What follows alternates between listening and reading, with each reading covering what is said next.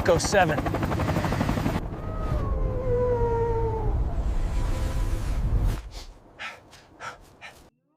The dog came back alone. She walked out of the tree line at 7:43 in the morning, 11 days after she had disappeared with her owner into the big thicket. Her coat was matted. She was thin, but not starving. She was not injured. She walked directly to the parking area where her owner's truck was still sitting, climbed underneath it, and lay down.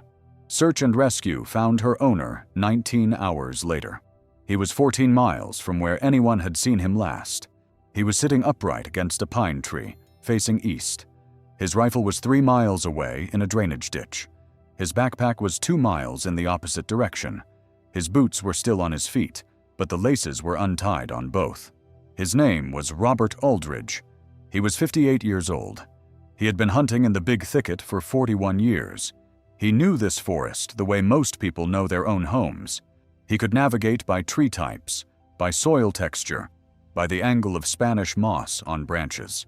He had walked into the forest at dawn on a Tuesday with his dog, his rifle, and enough supplies for a day of deer hunting. He had told his wife he would be home by dark.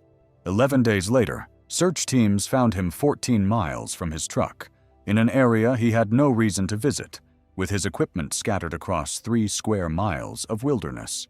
Cause of death: exposure. But Robert Aldridge had a lighter in his pocket. He had a knife on his belt.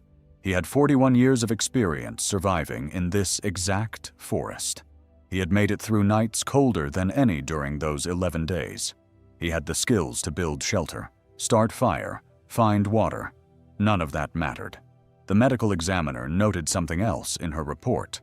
His stomach was empty, not just empty of food, empty of any attempt to eat. He had not consumed bark, insects, roots, or any of the survival foods that a man with his experience would know to find. He had not even tried. Robert Aldridge sat down against that tree and waited to die. His dog survived 11 days in the same forest with no supplies at all. She found her way back to the truck. She was hungry, but healthy. He could not find his way back. He did not even try to feed himself. I have spent 16 months investigating disappearances in the Big Thicket National Preserve. What I have found here is unlike anything I have documented in 23 years of research. People do not just get lost in this forest. They stop trying to survive. Welcome to the Big Thicket. 113,000 acres of the densest wilderness in North America. They call it the biological crossroads of the continent because 4 distinct ecosystems collide here: eastern hardwood forest, Gulf coastal plains, Midwest prairies, and southwestern desert. Species that should never exist in the same place grow side by side. The biodiversity is unmatched anywhere else in the United States. The density is also unmatched. In most forests, you can see 20, 30, 50 yards through the trees. In the Big Thicket, you are lucky to see 10 feet. The understory is a wall of vegetation: palmetto, yaupon holly, greenbrier, muscadine grape. It grows so thick that sunlight barely reaches the forest floor. It grows so fast that a trail can disappear in a single season. GPS signals struggle to penetrate the canopy. Compasses behave erratically near the iron-rich soil deposits. Sound travels in unpredictable ways through the layered vegetation. A road can be 50 meters away and completely invisible. A person can be shouting for help, and their voice will not carry past the next stand of trees. The Alabama-Coushatta tribe has lived in this region for centuries. They have a saying that translates roughly to __quote _0__.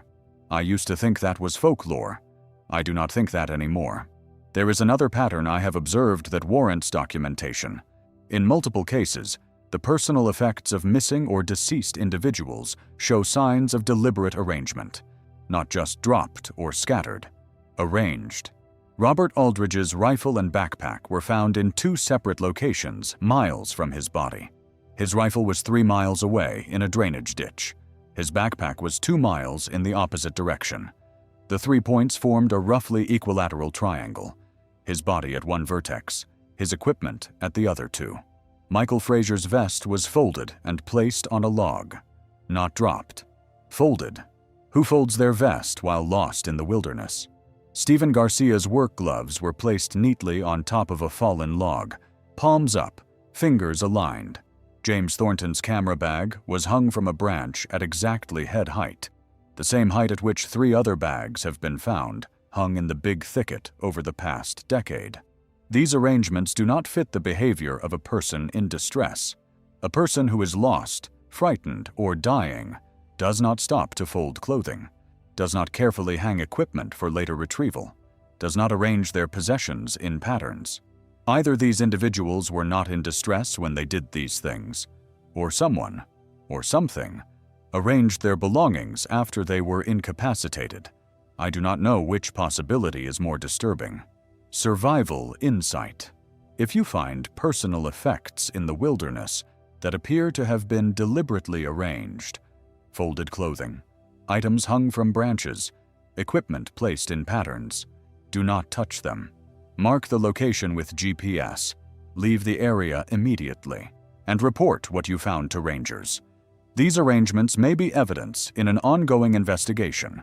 They may also be indicators that you are in an area where you shouldn't be. Let me tell you about one of the cases that changed how I think about this investigation. In October 2023, a wildlife photographer named James Thornton drove to the Big Thicket to document migrating birds. He was 34 years old, an experienced outdoorsman, and had photographed wildlife across 3 continents. He had permits, professional equipment, and a detailed itinerary filed with the National Park Service. He entered the Turkey Creek unit at 6:15 in the morning. He planned to spend the day photographing warblers along a 2-mile stretch of maintained trail. He told his wife he would call her by 5 in the afternoon. At 7:32 that evening, she called the Park Service. Rangers found his car at the trailhead. His camping chair was set up beside the parking area. His sparge still folded out, as if he had planned to return and sit in it. His cooler was in the back seat, lunch uneaten. His footprints led onto the trail exactly as expected.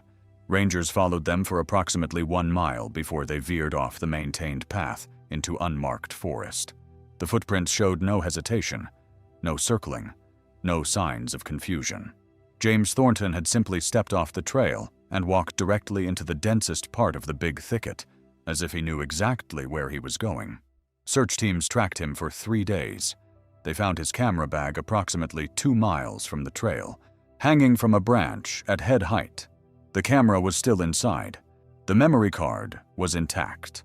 I obtained permission from his family to review the photographs.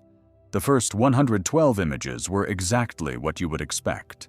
Birds in trees, reflections on water, Spanish moss catching morning light, the work of a skilled professional who knew how to capture nature. Image 113 was different. It was a photograph of the forest floor, leaves, dirt, a few fallen branches, shot from above, as if he had pointed the camera straight down. The exposure was correct. The focus was sharp. It was deliberately taken, not accidental. There was nothing remarkable in the frame, just forest floor. But according to the metadata, this photograph was taken at 11:47 in the morning. The previous photograph was taken at 11:44, 3 minutes between shots. The photograph after that, 114, was taken at 3:22 in the afternoon, almost 4 hours later. 4 hours missing from the camera's record. 4 hours between a photograph of leaves and whatever came next. Image 114 was the last photograph on the card. It showed darkness, not underexposed, not blurred, darkness, as if the lens cap was on, except his camera did not have a lens cap. James Thornton has not been found. His camera was recovered. His bag was recovered. $312 in cash was still in his wallet inside the bag. His phone was in his pocket, battery dead, but his body has never been located. That was 14 months ago. The search was suspended after 3 weeks. He is officially listed as a missing person. His wife still calls the Park Service every month, asking if there have been any developments. There have not. Survival insight. If you are photographing in dense wilderness and you notice a gap in your memory or your records, stop immediately. Check your watch. Check your phone. Check your camera timestamps. Disorientation begins subtly. The first sign is often lost time that you cannot account for. If you find a gap, do not continue deeper into the forest. Return to your vehicle by the most direct route possible. Your confusion will only increase the longer you stay. The James Thornton case bothered me for reasons I could not initially identify. Then I realized what it was. The camera bag hung at head height. Not dropped. Not thrown. Hung. On a branch that was exactly the right height to hold it, as if he had placed it there deliberately. Why would a man walking deeper into the forest stop and carefully hang his camera bag on a branch? I found 3 other cases in my research where equipment was found hung from branches, all in the big thicket, all at approximately head height, all with the owner missing or dead. This is not a pattern you see in other wilderness areas. People who are lost drop things.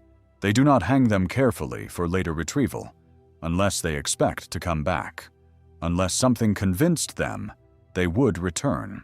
In March 2022, 2 brothers from Beaumont entered the Big Thicket for a weekend hunting trip.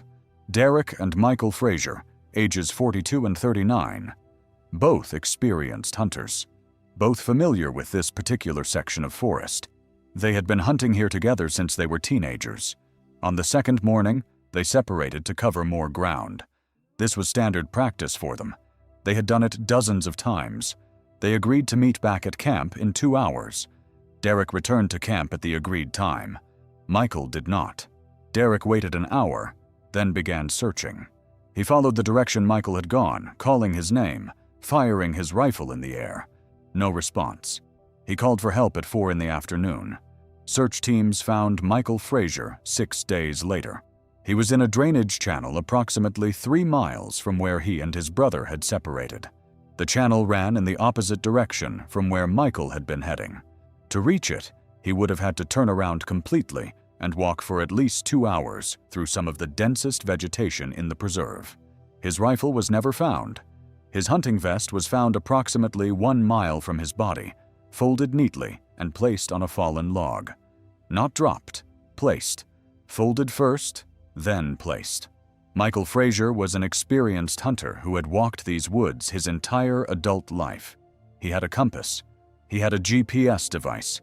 He had 20 years of familiarity with this specific terrain. He walked 3 miles in the wrong direction, carefully folded his vest, and left it on a log, continued another mile, climbed down into a drainage channel, and died of exposure. His brother told investigators that Michael was the better woodsman of the 2. If anyone should have found their way back, it was Michael. Survival insight. Never separate from your hunting partner in dense forest, regardless of experience. The margin between safety and disaster in the Big Thicket is measured in minutes, not hours. A 2-hour solo excursion is enough time to become completely and irreversibly lost. Stay within visual range of your partner at all times. No deer is worth dying for. I spoke with Derek Frazier 8 months after his brother's death. He had stopped hunting. He had stopped going into any forest. He told me something that did not appear in any official report. Quote 1, he said. Quote 2. He paused. Quote 3, I asked what he meant. Quote 4, he said. Quote 5. Derek Frazier is not a superstitious man. He is an electrician. He deals in wires and circuits and measurable reality. He does not believe in ghosts or curses or supernatural forces, but he believes something happened to his brother that cannot be explained by simple disorientation. I have heard similar statements from other families. Quote 6, quote 7, quote 8. The pattern is consistent enough that I have stopped dismissing it as grief-talking. In the Big Thicket, something changes people before it kills them. In August 2021, a graduate student named Amanda Foster entered the preserve to study carnivorous plants. The Big Thicket contains 4 of the 5 types of carnivorous plants found in North America. It is a significant research site for botanists. Amanda was 26 years old. She was working on her doctoral dissertation. She had been conducting field research in the Big Thicket for 7 months and knew the trail system well. On the day she disappeared, she told her research partner she was going to check on a study plot approximately half a mile from the main trail. She expected to be gone 30 minutes. Her research partner waited an hour, then went to check on her. The study plot was empty. Amanda's field notebook was sitting on the ground beside her sample kit, open to a half-written entry. The pen was still in the binding. She had been writing notes about pitcher plant populations when she stopped mid-sentence and walked away. The entry read, Sarracenia alata, count at Site 7. 14 mature specimens, 3 juveniles. Noting unusual, that was it. The sentence ended there. The pen was in the binding. The notebook was on the ground. Amanda Foster was never found. Search teams covered every inch of accessible terrain within a 5-mile radius. Helicopters with thermal imaging flew grid patterns for 3 days. Dogs were brought in from 4 different agencies. They found nothing. Her research partner, who asked me not to use his name, said something that stayed with me. I've worked in wilderness areas for 12 years, he said. People get lost. People have accidents. I understand that. But Amanda didn't get lost. Amanda was right there, doing her work, writing her notes.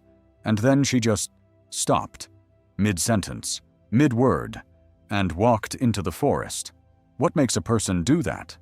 What makes a person put down their pen in the middle of a word and walk away from everything? He shook his head. I've thought about it every day for 3 years. I don't have an answer. I don't think there is an answer. At least not one I want to know. Survival insight. If you are conducting field research alone, set a timer on your phone or watch to go off every 15 minutes. When it goes off, stop what you are doing and consciously note your surroundings, your position, and your mental state. This interruption can break the kind of focus that leads to disorientation. If you find yourself unsure how long you have been working or where exactly you are, return to the trail immediately. Do not finish what you were doing. Leave. The Alabama-Coushatta Reservation borders the Big Thicket. The tribe has lived in this region for at least 300 years, possibly much longer. Their knowledge of the forest is generational, accumulated over centuries. I spoke with a tribal elder who agreed to share some of that knowledge. He asked that I not use his name or record our conversation, but he gave me permission to describe what he told me. There are places in the thicket where we do not go, he said. My grandfather showed me these places. His grandfather showed him. We mark them in our memory, not on maps. We teach our children to recognize them by how they feel. I asked him to describe that feeling. Quiet, he said. Wrong quiet. In the forest, there is always sound. Insects, birds, wind in leaves. When that sound stops, something is wrong. Most people don't notice because they're making too much noise themselves. But if you are still, if you are listening, you hear it. Or you hear the absence of it. I asked what causes the silence. We don't know, he said. We don't ask. We just leave. My grandmother said the silence means something is paying attention to you. I don't know if that's true. I just know that when I was young and I heard that silence, I ran. And I'm still here. Some people who didn't run are not. I asked if he knew of specific incidents. Not people from our tribe, he said. We know better. But others, yes. Hunters, hikers, scientists. They go into the quiet places because they don't know not to. Some of them come out. Some of them don't. The ones who don't, we sometimes find them later. Always the same. Sitting, facing east, like they're waiting for something. Facing east. I have reviewed detailed records for 16 bodies recovered in the Big Thicket where positioning was documented. All 16 were found in a seated position. 14 were facing east. This is not a coincidence. This is not rigor mortis. These people sat down deliberately and oriented themselves toward the rising sun. Why? I do not know. But the pattern is real. The data is clear. Whatever happens to people in this forest, it ends the same way. They sit down. They face east. They wait. Survival insight. If you experience sudden silence in the forest, complete absence of insect, bird, or animal sound, do not investigate. Turn around and walk back the way you came. If you cannot remember which way you came, pick a direction and walk in a straight line until you hit a road, a trail, or a waterway. Do not sit down. Do not rest. Keep moving until you are out of the silent area. Movement may be what keeps you alive. In May 2022, a retired park ranger named William Torres decided to revisit the Big Thicket, where he had worked for 17 years before transferring to Big Bend National Park. He was 63 years old and had spent more time in the Big Thicket than almost anyone alive. He told his wife he wanted to walk some of his old patrol routes one more time. He said it would be like visiting old friends. He entered the preserve at dawn and was expected home by dinner. When he had not returned by 9 that evening, his wife called the current rangers. They began searching immediately. William Torres was one of their own. They found his truck at a trailhead he had used hundreds of times during his career. They found his footprints on a trail he had walked thousands of times. They found William Torres 3 days later. He was approximately 6 miles from the trailhead, in an area of the preserve that he had personally helped map in the 1980s. He was seated against a fallen pine, facing east. His eyes were open. The rangers who found him were confused by the location. It was deep in the forest, far from any maintained trail. There was no reason for him to be there. No scenic overlook, no water feature, no point of interest. But when they checked the records, they discovered something disturbing. William Torres was found within 50 meters of where he had found a missing hiker's body in 1991. The same location, 31 years apart. One of the rangers who knew him well said Torres had never talked about that 1991 recovery. It had been his first body. He had nightmares about it for years. Quote, 21, quote, the ranger said. Quote, 22, quote, or maybe something drew him there. The same something that drew the first victim. The same something that has been drawing people to specific points in this forest for decades. Survival insight. Familiarity with a wilderness area does not protect you. In fact, it may create dangerous overconfidence. The Big Thicket does not care how many times you have walked its trails. It does not respect your history or your experience. Treat every visit as if it were your first. Take every precaution. File trip plans. Check in frequently. Because the forest that let you leave 100 times might not let you leave the 101st. Let me tell you about what happened to a group of volunteers in March 2023. The East Texas Conservation Alliance organized a weekend cleanup event in the Big Thicket. 32 volunteers signed up to remove trash and invasive plants from a section of the preserve that had become overgrown. The volunteers were divided into groups of 4 or 5, each assigned to a specific area. They were given radios, GPS units, and detailed maps. Safety protocols were emphasized. No one was to work alone. At approximately 2 in the afternoon, a group of 5 volunteers in the northeastern section reported that one of their members had walked away from the work area to answer a call of nature and had not returned. The missing volunteer was a 29-year-old man named Christopher Vance. He was a regular participant in conservation events. He had worked in the Big Thicket 3 times before without incident. The other 4 volunteers began searching immediately. They spread out in a systematic pattern, calling Christopher's name, blowing whistles, checking behind every thick stand of vegetation. They could not find him. By 3:30, the search had expanded to include all 32 volunteers plus park rangers. By nightfall, professional search and rescue teams had been called in. Christopher Vance was found the next morning. He was approximately 2 miles from where he had disappeared, sitting at the base of a large cypress tree. He was alive, but unresponsive. His eyes were open.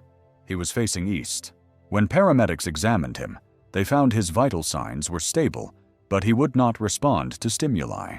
He was transported to a hospital in Beaumont, where he remained in what doctors described as a catatonic state for 3 days.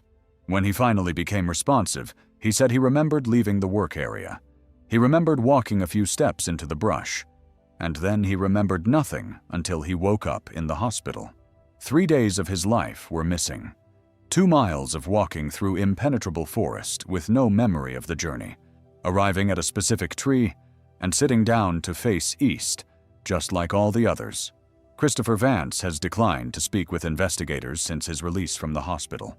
His family says he has moved away from Texas and doesn't want to discuss what happened. I understand his reluctance. Some experiences cannot be processed. Some questions do not have answers that a human mind can accept. Survival insight. Group activities do not guarantee safety. Even when surrounded by other people, an individual can become separated and lost in seconds. Maintain visual and verbal contact with at least one other person at all times. If you need to step away from the group for any reason, announce your intention, maintain voice contact, and return within 60 seconds. Do not give the forest an opportunity to take you. In January 2024, a writer from New York visited the Big Thicket to research a novel she was planning. She was interested in the history of the region, the ecology, and, she admitted to rangers, the stories of strange disappearances that she had read about online. She spent 3 days conducting interviews and visiting locations mentioned in various accounts. On her 4th day, she decided to walk one of the shorter trails alone, despite ranger recommendations to hire a guide. She entered the Sundew Trail at 10 in the morning. It is less than 2 miles long. She expected to be done within an hour. At 1:30, rangers noticed her car was still in the parking lot. They went to check. They found her approximately half a mile from the trailhead, sitting on a bench at a scenic overlook. She was conscious, alert, and confused about why rangers were looking for her. "I just sat down for a moment," she said. "I've only been here for a few minutes." She had been sitting on that bench for over 3 hours. She had no memory of the time passing. Her phone showed numerous missed calls from her hotel, from the rangers, from her husband in New York. She had not heard any of them. She was physically unharmed. Her equipment was intact. But she had lost 3 hours sitting on a bench, staring at the forest, with no awareness that time was passing. She left Texas the next day. She never wrote the novel. When I contacted her for this investigation, she said she did not want to discuss the experience. "I don't know what happened," she said, "and I don't want to know. Some things are better left alone." I respected her wishes, but I documented her case because it illustrates something important. Not everyone who is affected by whatever is happening in the Big Thicket goes missing. Some people simply lose time. They sit or stand in one place for hours without any awareness that time is passing. They come back to themselves disoriented and confused, but alive. These are the lucky ones. They experienced whatever force operates in this forest, but they were released before it could take them further. Why were they released when others were not? I do not know. Perhaps they were not interesting enough. Perhaps they were not going in the right direction. Perhaps it was random.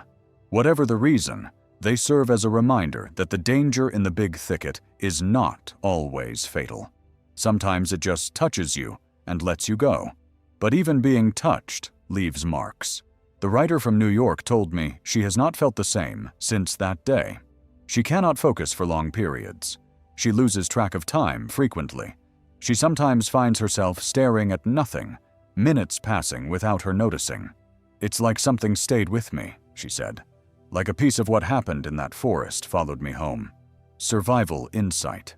If you find yourself losing track of time in the wilderness, if minutes seem to pass like seconds, if you cannot account for gaps in your memory, leave immediately. Do not try to understand what is happening. Do not try to recover the lost time. Just leave. Time distortion is a warning sign that something is affecting your cognition. The longer you stay, the more you lose. Let me tell you about the Bragg Road light. I am not going to tell you what it is because I do not know what it is. No one does, but I am going to tell you what has been documented over 170 years of recorded sightings. Bragg Road is an 8-mile stretch of dirt road in Hardin County, running through the heart of Big Thicket country. It was originally a railroad bed, built in the early 1900s and abandoned when the lumber industry collapsed. The tracks were pulled up. The roadbed remained. Since at least the 1850s, before the railroad existed, Before the road existed, people have reported seeing a light on this corridor. A single light, usually yellow or white, sometimes orange. It appears at the far end of the road, hovers at head height or slightly above, and moves toward the observer. If the observer walks toward it, it retreats. If the observer retreats, it follows. It maintains a consistent distance, usually between 100 and 300 yards. When observers have tried to approach it from the sides, it disappears and reappears elsewhere. Thousands of people have seen this light. Police officers have documented it in official reports. Scientific teams have studied it. No explanation has proven satisfactory. The most common theory is that it is reflected headlights from Highway 90, several miles away. But the light was documented before Highway 90 existed, before cars existed, before electric lights of any kind existed in this region. Some say it is swamp gas, methane igniting above the wetlands. But the light moves with apparent purpose. It responds to observers. Swamp gas does not follow people. I am not interested in what the light is. I am interested in what happens to people who try to find out. In September 2019, 3 college students from Stephen F. Austin University drove to Bragg Road to see the light as part of a folklore research project. They arrived around 9 in the evening and parked at the southern end of the road. They saw the light within 20 minutes. One of them, a young man I will call David, decided to walk toward it. His 2 companions stayed with the car. David walked approximately 200 yards before his companions lost sight of him in the darkness. They called his name. He did not answer. They honked the horn. Nothing. After 30 minutes, they called the police. David was found the following afternoon. He was 3 miles from Bragg Road, deep in the forest, sitting at the base of a tree. He was conscious but unresponsive. He did not seem to recognize his own name. He was hospitalized for 4 days. When he began speaking coherently, he said he had no memory of the night. He remembered seeing the light. He remembered starting to walk toward it. He remembered nothing after that until he woke up in the hospital. Doctors found no evidence of drugs, alcohol, or head injury. They diagnosed him with dissociative fugue of unknown etiology, a clinical way of saying something happened to his mind, and we do not know what. David dropped out of school the following semester. According to his former classmates, he has never fully recovered. He does not discuss what happened. He does not return calls from researchers. He wants to forget, but he cannot explain how he walked 3 miles through impenetrable forest in the middle of the night, without a flashlight, without injury, without any memory of the journey. Something led him there. Something he followed without knowing he was following. Survival insight. Do not chase lights in the wilderness. Any light, flashlights, campfires, lanterns, or anything you cannot identify. Lights draw people away from safety.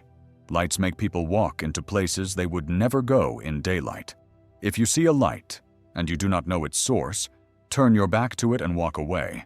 Do not look at it again. Whatever is creating that light is not trying to help you. In January 2024, a retired wildlife biologist named Thomas Greenwood entered the Big Thicket to conduct an informal survey of winter bird populations. He was 71 years old, in good health, and had worked for the Texas Parks and Wildlife Department for 38 years. He knew this forest as well as anyone alive.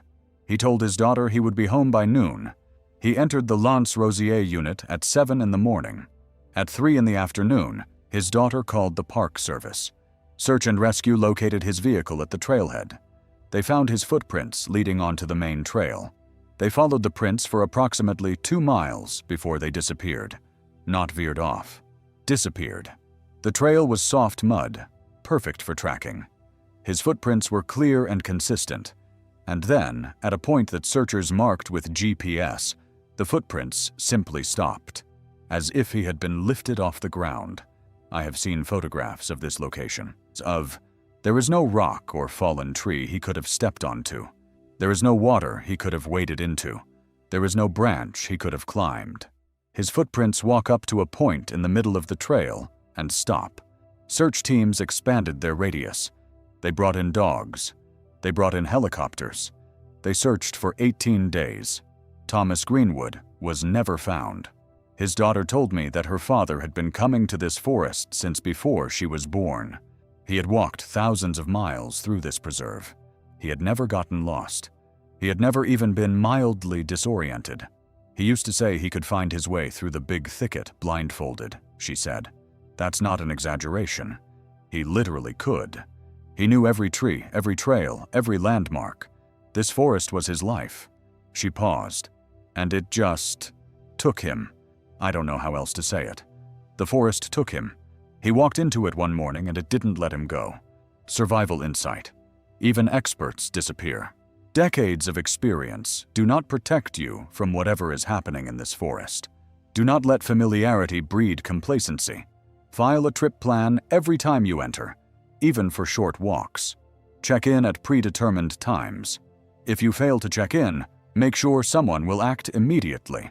Not in hours, not the next day. Immediately. In the big thicket, the difference between being found and not being found is often measured in minutes. I want to discuss a pattern I have identified that does not appear in any official documentation. Over the past 40 years, at least 5 people have been found dead within 200 meters of a single location in the big thicket.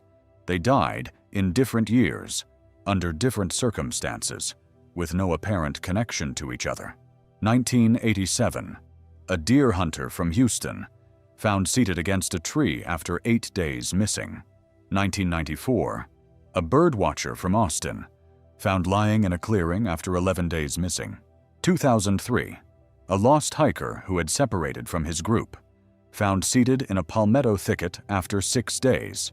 2016, a bow hunter from Dallas, found seated against a fallen log after 4 days missing. 2022, a nature photographer working alone, found seated against a pine tree after 9 days missing. 5 people, 35 years, 200 meters. I have reviewed topographical maps, satellite imagery, and historical records of this area. There is nothing remarkable about this location. No water source, no shelter, no trail, no landmark of any kind. It is simply a patch of forest identical to the thousands of acres surrounding it. And yet, 5 people who had no connection to each other, who entered the forest from different directions, who had different skill levels and different equipment, all ended up in the same place, all found seated, all facing east. I visited this location in person. I will not share the exact coordinates because I do not want anyone else going there, but I will describe what I found. Nothing. Trees, underbrush, mud, a few palmetto clumps, the sound of insects and distant birds, dappled light through the canopy. It looked exactly like every other part of the big thicket. There was no feeling of menace, no sense of wrongness, just forest. I stood in the approximate center of the area where the 5 bodies had been found. I waited. I listened. I tried to understand what could possibly draw people to this place. I felt nothing unusual. I heard nothing unusual. I saw nothing unusual. But I left after 30 minutes because the ranger who had guided me there refused to stay longer. I've been to this spot 7 times, he told me. 5 to recover bodies. Twice with researchers like you. I don't like it here. I can't tell you why. There's nothing wrong with it, but I don't like it, and I've learned to trust that feeling. He had worked in the big thicket for 23 years. He had found more lost hikers and dead bodies than he could count. He was not a superstitious man, and he would not stay in that location for more than 30 minutes. Survival insight. If you are in the wilderness and you feel an urge to leave, leave. Do not rationalize. Do not tell yourself you are being foolish. Your subconscious may be processing information that your conscious mind has not yet recognized. That unease you feel might be the only warning you get. Trust it. Exit the area. You can always come back another day. You cannot come back from dead. The big thicket has been documented as dangerous since Europeans first entered the region. Spanish explorers in the 1700s lost multiple expeditions in what they called El Bosque Enredado, the tangled forest. Their journals describe parties of armed men entering the forest and never emerging. They describe search parties sent after the first parties, who also never emerged. After multiple losses, the Spanish declared the area impassable and avoided it entirely. During the Civil War, the Big Thicket became a refuge for deserters from both armies. Thousands of men fled into the forest to escape the fighting. Some emerged after the war ended. Many did not. Local legend holds that entire communities of deserters established themselves in the deepest parts of the thicket and were simply never seen again. In the early 20th century, lumber companies attempted to log the Big Thicket. They built railroads into the forest, established camps, employed thousands of workers. The logs they extracted became some of the most valuable timber in America. But the workers had stories. Men who walked into the forest to survey timber and never returned. Men who went missing from camps that were supposedly secure. Men found dead in seated positions, facing east, with no apparent cause of death. The logging companies did not keep records of these disappearances because dead workers were bad for business. But the stories persisted in the oral histories of logging families. Grandchildren of those workers have told me stories that their grandparents refused to discuss in any detail. Grandpa said there were places in the thicket where you didn't send workers, one man told me. He wouldn't tell me where or why. He just said the company knew, and they worked around them. Lost too many men in the early years, he said, so they learned where not to go. I asked if he knew what happened to the lost men. He wouldn't say, but once, when he was very old and his mind was going, he said something that stuck with me. He said, "They didn't get lost. They got found. Something in there finds them." The old man would not explain what he meant. He died the following year. Survival insight. The history of a place matters. If a location has been considered dangerous for centuries, across multiple cultures and eras, take that seriously. The people who lived here before us were not fools. They observed patterns. They noted dangers. They passed warnings down through generations. When Alabama-Coushatta elders say there are places they do not go, when Spanish explorers declared an area impassable, when logging companies quietly avoided certain terrain. Listen, that accumulated wisdom might save your life. I interviewed a search and rescue volunteer who has worked Big Thicket operations for 14 years. She asked me to call her Marie, which is not her real name. "The thing about the Big Thicket," Marie said, "is that nothing makes sense. You think you understand wilderness search and rescue, and then you work the thicket, and all your assumptions go out the window." I asked her to explain. "Dogs don't work right," she said. "Normally a trained dog can follow a scent trail for miles. In the thicket, they lose the scent constantly. They circle. They get confused. I've seen dogs that have tracked people across mountains fail to follow a trail through the thicket." She said the vegetation was part of it. The density, the moisture, the overlapping scents of hundreds of plant species, but not all of it. "Sometimes the dogs refuse to go somewhere," she said. Not confused. Refusing. They sit down and they won't move. It doesn't happen often, but when it does, we pay attention. Because usually when the dogs refuse, that's where we find the body. I asked if she had a theory about why. "I don't theorize," she said. "I just observe. And what I observe is that this forest does not behave like other forests. People don't get lost here the way they get lost in other places. They don't wander in circles. They walk in straight lines to nowhere. They drop their equipment and keep going. They sit down in places that make no sense, and they die. It's consistent. It's predictable in a way. And it's completely unexplainable." She had found 11 bodies in her 14 years of volunteer work. All 11 were found seated. 9 were facing east. "I don't know what it means," she said. "I just know what I see." Survival insight. If you are lost and you are with a dog, watch the dog's behavior carefully. Animals sense things humans cannot.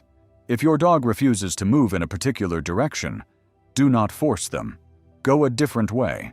If your dog is agitated, whining, or attempting to flee, go with them. Their instincts have been honed by millions of years of evolution. Your instincts have been dulled by a lifetime of artificial environments. trust the dog. In November 2020, a couple from Houston named Patricia and David Bowman entered the Big Thicket for a day hike. They were both in their early 30s, experienced hikers, and had visited the preserve several times before. They entered the Sundew Trail at 8 in the morning. They planned to complete a 4-mile loop and return to their car by early afternoon. At 2:45, Patricia Bowman emerged from the forest alone. She was disoriented, dehydrated, and could not explain where her husband was. She told rangers that they had been hiking together, that they had stopped for lunch at approximately 11 in the morning, and that when she looked up from her sandwich, David was gone, not walking away. Gone. She had looked down to unwrap her sandwich. She had looked up, and he was not there. She called his name. She searched the immediate area. She waited for 2 hours, thinking he might have stepped away briefly. When he did not return, she followed the trail back to the parking area. Search teams found David Bowman 4 days later. He was approximately 1 mile from where Patricia had last seen him, in a part of the forest that was not accessible from the trail without significant bushwhacking. He was seated against a tree. He was facing east. Cause of death: dehydration. But David Bowman had a full water bottle in his backpack when he was found. The seal was unbroken. He had not drunk any of it. Patricia Bowman could not explain how her husband had moved 1 mile through dense forest in the time it took her to unwrap a sandwich. She could not explain why he had left the trail. She could not explain why he had not called out to her, or responded when she called him. Quote 50, quote, she said in her statement to investigators. She has not returned to the Big Thicket. She told me she cannot look at forests anymore without feeling sick. Survival insight: maintain constant communication with your hiking partners, not just visual contact, verbal contact. Talk to each other continuously. Call out your observations, your position, your status. If you stop talking and realize you do not know where your partner is, stop walking immediately. Call their name loudly and repeatedly. Do not move until you have made contact or determined that contact is not possible. In dense vegetation, a person can move out of sight in seconds. Seconds of inattention can become hours or days of searching.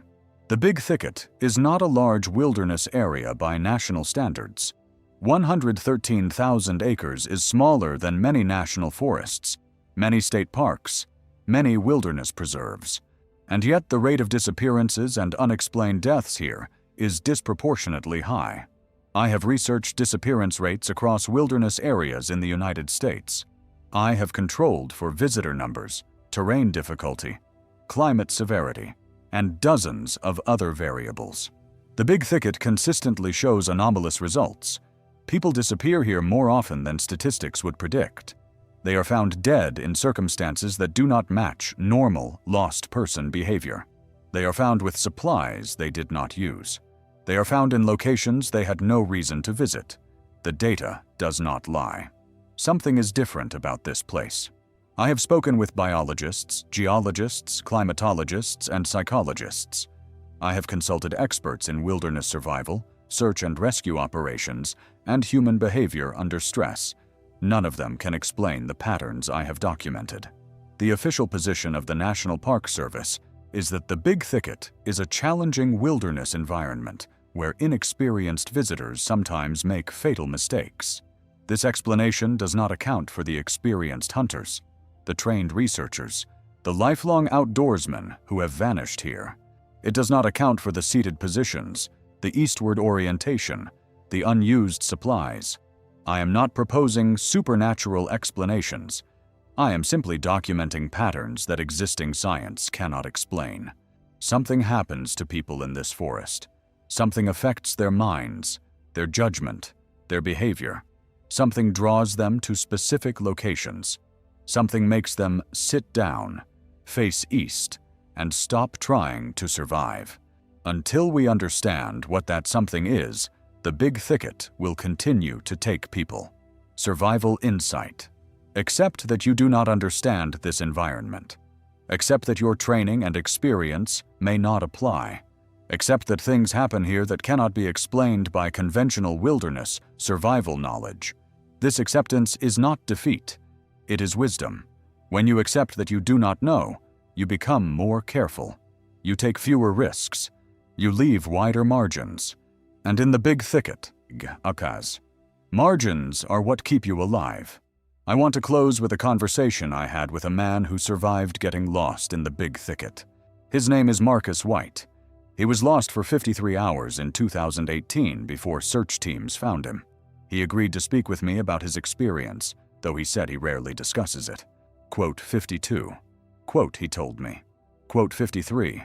Quote, Marcus is an experienced backpacker who has hiked thousands of miles across the American West. He entered the big thicket for what he thought would be an easy 3-day trip. He had maps, GPS, a satellite communicator, and years of experience. On the second day, he left his campsite to refill his water bottles at a nearby stream. He estimated the stream was 200 meters from his camp. He never found the stream, and he never found his way back to camp. Quote 54. Quote, he said. Quote 55. Quote, he spent the next 2 days walking in what he believed were circles, trying to find either his camp or a trail. His GPS showed his position, but the forest around him did not match the map. Trails that should have existed did not. Landmarks that should have been visible were not. Quote 56. Quote, he said. Quote 57. Quote, on the third morning, he woke up to discover he had walked to within 50 meters of a road during the night. He did not remember walking. He did not remember sleeping. He simply woke up near a road that he had been unable to find for 2 days. Quote 58. Quote, he said. Quote 59. Quote, he paused. Quote 60. Quote, I asked why he thought he was released when others were not. Quote 61. Quote, he said. Quote 62. Quote, he shook his head. Quote 63. Survival insight. If you become lost and disoriented, and if your navigation tools seem to be failing or showing impossible results, stop trying to find your way out. Instead, stay in one place, make yourself visible and audible, and wait for rescue. The impulse to keep moving, to keep searching for a way out, is what kills people in the big thicket. Fight that impulse. Sit down, but face west, not east. Build a fire if you can. Blow a whistle. Wave bright clothing. Make rescuers come to you. Because in this forest, the more you walk, the more lost you become. The big thicket contains approximately 113,000 acres of protected wilderness. It is the most biodiverse forest in North America. It is within a few hours' drive of Houston, the 4th largest city in the United States, and it has been swallowing people for as long as people have been entering it. The Spanish could not conquer it. The loggers could not tame it. Modern technology cannot explain it. I have documented 23 disappearances and unexplained deaths in the big thicket over the past 15 years. 16 bodies were found in seated positions. 14 were facing east. 13 had supplies they had not used. 9 were experienced outdoorsmen who knew this forest well. The patterns are real. The data is clear. And the explanations are non-existent. I do not know what is happening in the big thicket. I do not know why people walk off trails and into the dense forest. I do not know why they drop their equipment, fold their clothing, hang their bags from trees. I do not know why they sit down, face east, and wait to die. I only know that it happens, again and again, year after year. The Alabama-Coushatta say the forest decides who leaves. I used to think that was folklore. I do not think that anymore.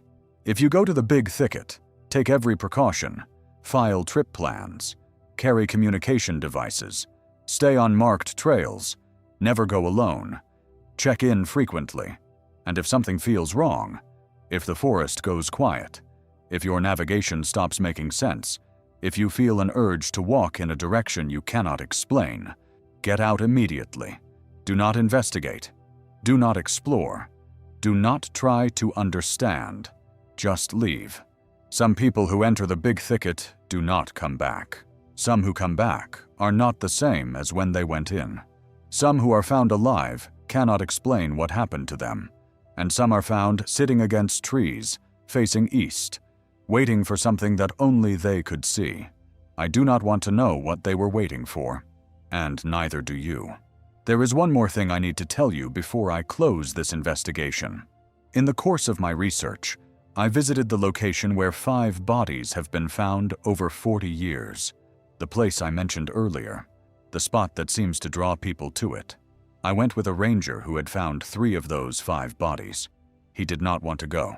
He said he had promised himself he would never return to that location. But he agreed because he said someone needed to document it properly. We hiked for approximately 2 hours to reach the site. The terrain was difficult. The vegetation was dense. There was no trail, no path, no logical route.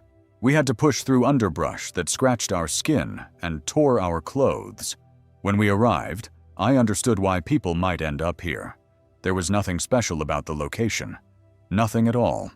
Just forest, trees, brush, fallen logs, leaf litter. It looked exactly like every other part of the big thicket we had passed through, but it felt different.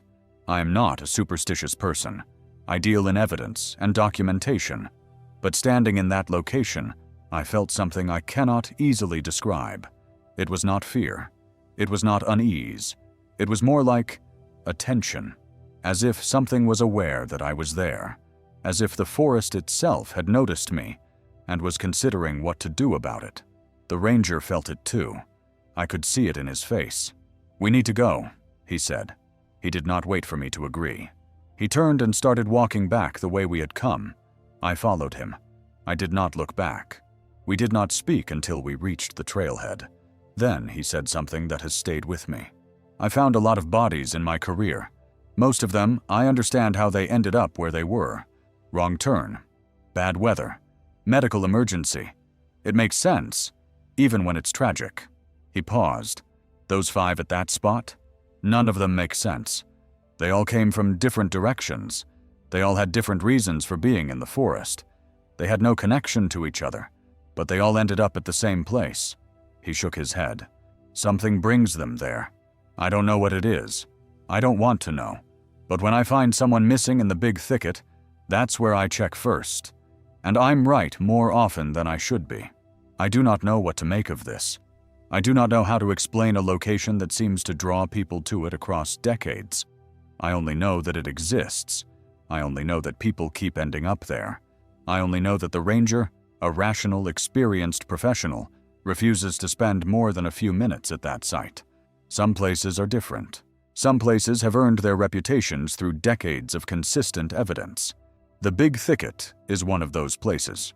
In April 2023, a group of 4 birdwatchers from the Houston Audubon Society entered the Big Thicket to observe spring migration. They were all experienced naturalists, all familiar with wilderness environments, all properly equipped. They entered the Beach Creek unit at 6 in the morning. They planned to walk a 5-mile loop, stopping at known birding spots along the way. They estimated they would be done by early afternoon. At 1:30, 3 of them emerged from the forest. The 4th, a 62-year-old retired teacher named Dorothy Reeves, was not with them. The 3 survivors told rangers that they had stopped for a water break at approximately 10 in the morning. Dorothy had walked a few steps off the trail to photograph a prothonotary warbler she had spotted in the understory. She was within sight of the group the entire time.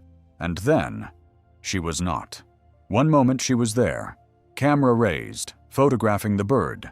The next moment, the space where she had been standing was empty. They called her name. They searched the immediate area. They walked in expanding circles for an hour before deciding to go for help. Search teams spent 8 days looking for Dorothy Reeves. They found her camera on the 5th day, hanging from a branch approximately 2 miles from where she had disappeared. The camera was undamaged. The last photograph on the memory card was the prothonotary warbler she had been photographing. Timestamp: 10:07 in the morning. Dorothy Reeves was never found. Her 3 companions all described the same thing. She was there, and then she was not. No sound of movement, no cry for help, no indication of distress. She simply ceased to be present. I have struggled to understand how this is possible. A person cannot vanish silently in dense forest. Movement through the big thicket understory is loud. Branches snap, leaves crunch, vines rustle. 3 people standing 15 feet away should have heard something. They heard nothing. Survival insight. When birding or photographing in dense forest, use a buddy system where partners maintain constant verbal contact. Call out what you are seeing. Announce when you are moving, even a few steps. If your partner stops responding, stop moving immediately and call their name loudly. Do not assume they are focused on their observation. In the big thicket, silence from a partner is an emergency. In July 2022, a trail maintenance volunteer named Stephen Garcia entered the big thicket to clear debris from a section of the Kirby Nature Trail. He was 34 years old, physically fit, and had been volunteering with the Park Service for 6 years. He signed in at the ranger station at 7 in the morning. He was assigned to clear approximately 1 mile of trail, work that should have taken 3 to 4 hours. He was expected to sign out by noon. He did not sign out. At 2 in the afternoon, rangers went to check on him. They found his truck at the trailhead. They found his chainsaw on the trail, approximately half a mile in, still fueled and operational. They found his work gloves folded neatly on top of a fallen log. They did not find Stephen Garcia. Search teams tracked his footprints from the location of the chainsaw. The prints led off the trail into the forest, heading east. They followed the tracks for approximately 1 mile before losing them in a swampy area where the ground was too wet to hold impressions. Stephen Garcia was found 9 days later by a hunter who had wandered off course. He was seated against a cypress tree at the edge of a bayou, approximately 3 miles from where his chainsaw had been found. He was facing east. His eyes were open. Cause of death: drowning. But he was not in the water. He was seated on dry ground, a foot above the waterline. The medical examiner found water in his lungs consistent with drowning, but could not explain how a man who drowned ended up seated on dry ground. The only explanation that makes any sense is that Stephen Garcia drowned somewhere in the bayou, and then moved after drowning, which is of course impossible. His family declined to speak with me. They said they wanted to move on. They said they did not want to think about how their son died anymore. I understand, but I cannot stop thinking about it. A man cannot drown and then walk to dry ground and sit down. And yet the evidence suggests that is exactly what happened. Survival insight. Bayous, swamps, and standing water in the big thicket are more dangerous than they appear. The water is often deep, the bottom is often unstable, and the vegetation can trap a person underwater. Never wade into water unless you can see the bottom clearly. Never walk alone near water sources. And if you see someone in distress in the water, do not jump in after them. Use a branch, a rope, or anything that allows you to help from solid ground. Let me tell you about the wild man. I am not presenting this as fact. I am presenting it as something that dozens of people have reported over nearly 2 centuries. What you make of it is your decision. Since at least the 1840s, people in the Big Thicket region have reported encountering a creature they call the wild man. Descriptions vary, but common elements include approximately 7 feet tall, covered in dark hair, bipedal but with a stooped posture, and an odor described as overwhelming, like rotting meat mixed with sulfur. I have collected 47 reports from the past 20 years alone. Most come from hunters. Some come from hikers. A few come from Park Service employees who asked not to be identified. The reports share certain consistent features. The creature is usually seen at the edge of clearings or along game trails. It does not approach humans directly. It watches from a distance, then retreats into dense vegetation when it realizes it has been seen.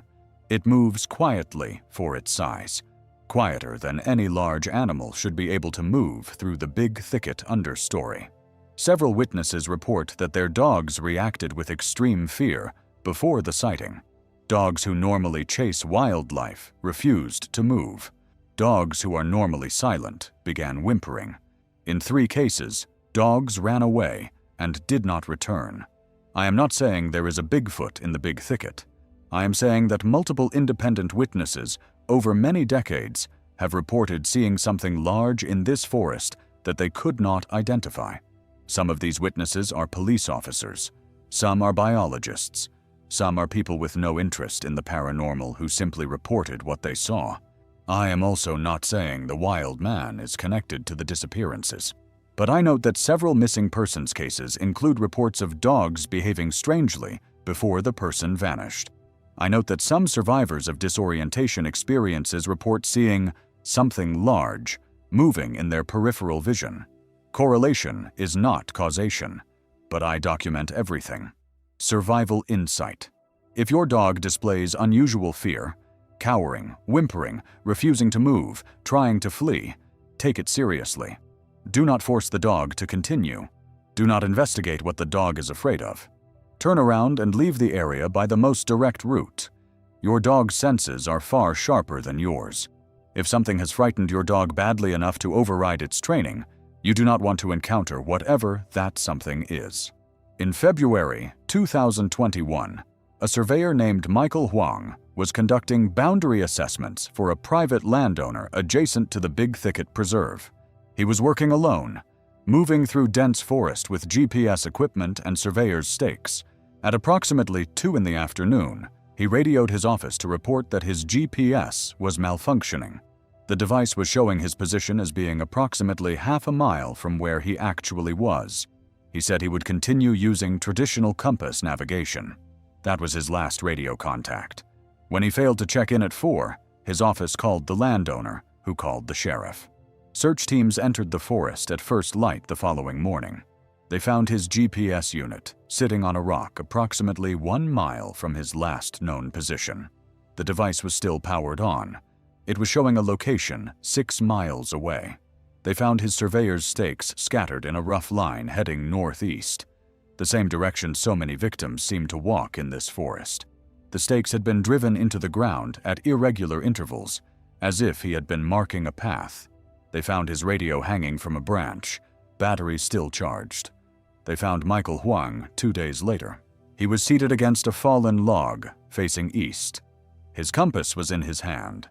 The needle was pointing north as it should have been. He had all his equipment. His compass worked. He was an experienced professional who had surveyed hundreds of properties in difficult terrain. And he ended up seated against a log, facing east, dead of exposure in a forest he had been navigating professionally for years. His widow told investigators that Michael was meticulous. He never took shortcuts. He always followed safety protocols. He had worked in worse terrain than the Big Thicket and never had a problem. He didn't get lost, she said. Michael couldn't get lost. His brain didn't work that way. If his GPS failed, he would have walked back to the truck. That's what he always did. He would never have kept going with broken equipment. But he did. He kept walking northeast, deeper into the forest, dropping stakes as he went. He walked until he could not walk anymore, and then he sat down and died. The stakes were never recovered. The search team marked their positions but did not collect them. When I visited the area a year later, the stakes had disappeared. Whether removed by someone or simply absorbed by the forest, I do not know. Survival insight. If your navigation equipment begins malfunctioning in the wilderness, do not continue forward. Stop where you are. Attempt to repair or recalibrate your equipment. If you cannot get it working, return to your starting point using the most direct route possible. Do not try to complete your objective with faulty equipment. The mission is never worth your life. I have spoken with forest rangers who have worked in the Big Thicket for decades. Most of them have stories they are reluctant to share, but when they do share, certain themes emerge. One ranger, who has worked in the preserve for 27 years, told me about a search operation in 2015 that still bothers him. We were looking for a missing hunter, he said. Older guy, experienced, knew the thicket well. He'd been missing for 3 days when we found his trail. The trail led deep into a section of the preserve that wasn't popular with hunters. The vegetation was too dense for effective shooting lanes. There was no game trail to follow. It was simply not a place anyone would choose to hunt. But his tracks went right in. the ranger said. Straight line, like he knew where he was going. We followed for about 2 miles before we started finding his gear. First, they found his hunting vest, then his rifle, then his boots. His boots, the ranger said. He took off his boots in the middle of the big thicket and kept walking. You know how hard it is to walk through this forest with boots on? Impossible without them. But his tracks kept going.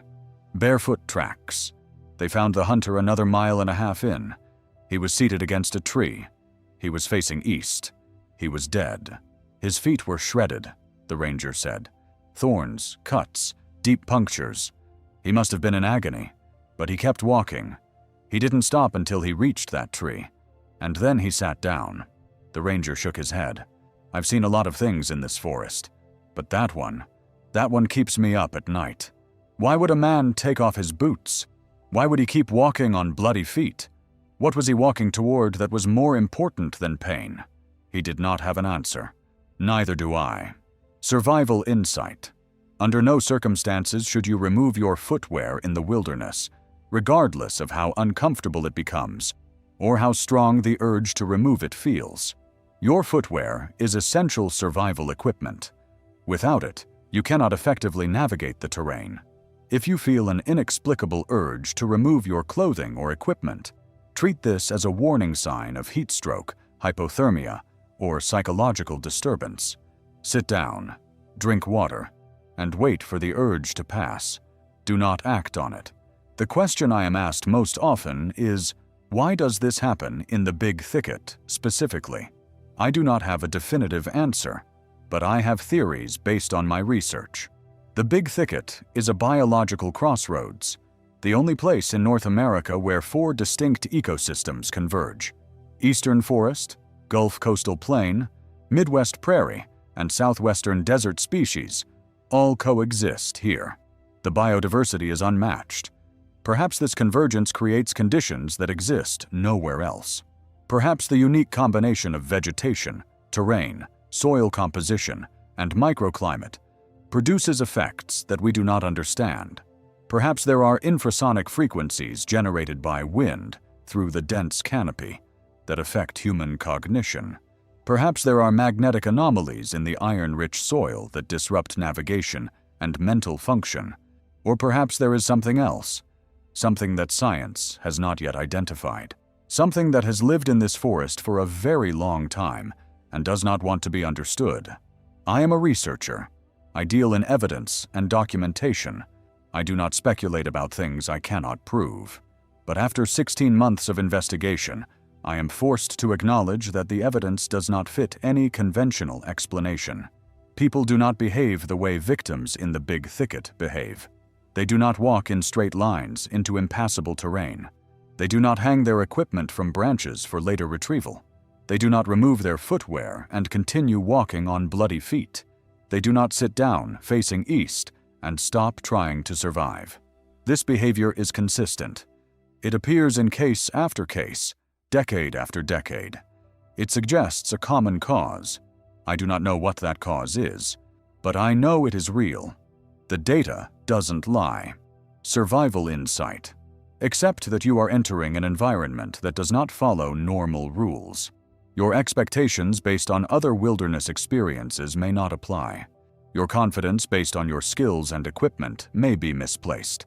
Enter the big thicket with humility, with caution, and with the acceptance that you may encounter things you cannot explain. This mindset will make you more careful, and careful is what keeps you alive. I want to share one more case before I conclude. In September 2024, approximately 3 months before I finalized this investigation, a family of 3 entered the big thicket for a day of hiking and wildlife observation. Father, mother, and their 14-year-old daughter. They were from Dallas, visiting the area for the first time. They entered the Pitcher Plant Trail at 9 in the morning. It is one of the most accessible trails in the preserve. Wide, well-maintained, less than 2 miles long. Rangers describe it as family-friendly. At 11:30, the mother and daughter emerged from the trail. The father was not with them. They told rangers that they had stopped at a viewing platform to observe pitcher plants. The father had walked down a short path to get a better photograph. He was gone for less than a minute. When he did not return, they walked down the path to find him. The path was perhaps 50 feet long.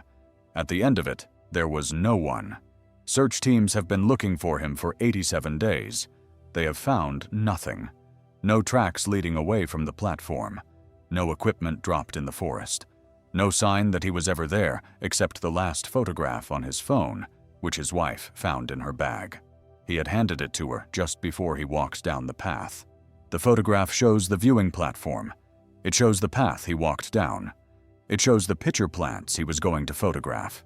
And at the edge of the frame, in the dense vegetation beyond the platform, there is a shadow. It could be anything. A trick of light. A dark patch of undergrowth. The outline of a fallen tree. Or it could be something else. I have looked at that photograph many times. I do not know what the shadow is. I do not know if it is significant. I only know that a man walked 50 feet down a path on a family-friendly trail and never came back. 87 days. No trace. No explanation. The family-friendly trail and the family-friendly preserve. The big thicket takes everyone. It does not care if you are experienced or inexperienced, prepared or unprepared, alone or with your family. It does not discriminate. It only decides who leaves. This is my final warning. The big thicket is not a park. It is not a nature preserve in any conventional sense. It is 113,000 acres of something that we do not understand, something that has been taking people for as long as people have been here. The Spanish learned this. The loggers learned this. The Alabama-Coushatta have always known this. Now you know it too. What you do with that knowledge is your choice. But if you go, remember everything I have told you. Stay on the trails. Stay together. Stay in contact. File trip plans. Check in frequently. Leave before dark. And if you feel the urge to walk east, to drop your equipment, to sit down and wait, fight it. With everything you have, fight it. Because the people who do not fight are the people who do not come back. The big thicket is waiting. It has been waiting for a long time. Do not give it what it wants. Before I conclude, I need to address the question that every family of a victim asks. Could their loved one have been saved? The answer is complicated. In some cases, yes. Faster response times, better communication protocols, more frequent check-ins. These measures could have made a difference. Some victims were alive for days before they were found. With faster location, they might have survived. But in other cases, I do not believe any response would have mattered. Some victims were found with full water bottles. Some had food they never ate. Some had communication devices they never used. These were not people who died because help did not arrive in time. These were people who stopped trying to survive. What makes a person stop trying? I have thought about this question for 16 months. I have spoken with psychologists, survival experts, and people who have studied human behavior in extreme situations. No one has given me a satisfying answer. Heat exhaustion can cause confusion and poor decision-making. Dehydration can affect cognitive function. Fear can trigger panic responses that override rational thought. All of these explanations make sense in isolation, but they do not explain the patterns. They do not explain why victims walk in consistent directions, why they arrange their equipment, why they sit facing east, why experienced outdoorsmen with decades of skill suddenly behave like they have never been in the wilderness before. Something else is happening. Something that affects the mind before it affects the body. Something that makes people forget how to survive. I do not know what it is, but I know it is real, and I know that understanding it is beyond my current ability. What I can offer instead is practical advice. If you go to the big thicket, go with others. Not one other person, multiple others. If something affects one member of your group, the others may be able to intervene. File trip plans with exact routes and times. Make sure someone outside the forest knows where you are and will act immediately if you do not check in. Carry multiple forms of navigation. GPS is unreliable. Bring a compass. Bring a paper map. Know how to use both. Set alarms on your phone or watch to go off every 15 minutes. When they go off, consciously note your surroundings, your direction, and your mental state. This interruption can break whatever focus or trance might be developing. If you feel the urge to leave the trail, do not act on it. Sit down, drink water, wait for the urge to pass. If it does not pass within 10 minutes, return to your vehicle immediately. If you see something strange, a light, a figure, equipment arranged in an unusual way, do not investigate. Turn around and leave. If you hear something calling to you, a voice, a sound, anything that seems to want your attention, do not follow. Cover your ears if you must. Walk in the opposite direction. And if you find yourself losing time, losing direction, or losing the will to continue toward safety, fight. Fight with everything you have. Because the moment you stop fighting is the moment the forest wins. I have now documented 23 disappearances and unexplained deaths in the Big Thicket over the past 15 years. 16 bodies were found in seated positions. 14 were facing east. 13 had supplies they had not used. 9 were experienced outdoorsmen who knew this forest well. The numbers continue to grow. Every year, more people enter the Big Thicket. Every year, some of them do not come out. The forest is patient. It takes what it takes, and it does not explain itself. I cannot stop what is happening here. I can only document it. I can only warn you, the Big Thicket is beautiful. It is one of the most biodiverse forests in North America. It is home to species that exist nowhere else. It is a treasure of the natural world. It is also a place where people vanish. Both things are true. Both things have been true for as long as humans have walked this land. The Alabama-Coushatta understood this. They learned to coexist with whatever lives in this forest. They learned which places to avoid. They learned when to leave. They passed this knowledge down through generations. We do not have generations of knowledge. We are newcomers to this land. We are still learning.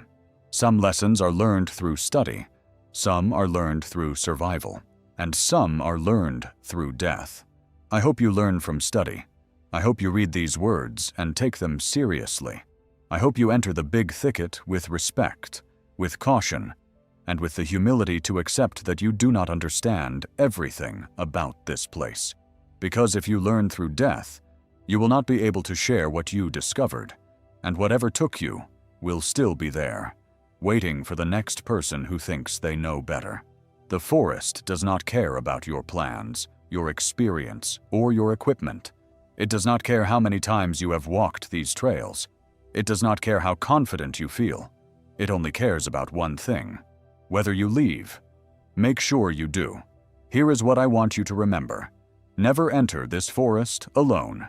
2 people minimum. Visual contact at all times. File detailed trip plans with exact routes and mandatory check-in times. If you miss a check-in, someone should call for help immediately, not in an hour. Immediately. Carry a compass and know how to use it. GPS is unreliable under dense canopy. Your phone may show you in a location you are not. If you see a light you cannot identify, do not approach. Turn around and walk away. If the forest goes silent, leave. Do not investigate the silence. If you feel an urge to leave the trail, sit down, drink water, and wait until the urge passes. Do not follow impulses you cannot explain. If you find equipment hanging from branches, do not touch it. Note the location and report it to rangers. If you become lost, stay put. Do not walk. Make noise. Wait for rescue. And if you find yourself sitting down, ask yourself why. If you do not have a good answer, stand up and keep moving. Do not sit. Do not rest. Do not stop. The people who die in this forest die sitting down. Stay on your feet. Stay on the trails. And stay out of the Big Thicket after dark. The forest will still be there tomorrow. Make sure you will be too.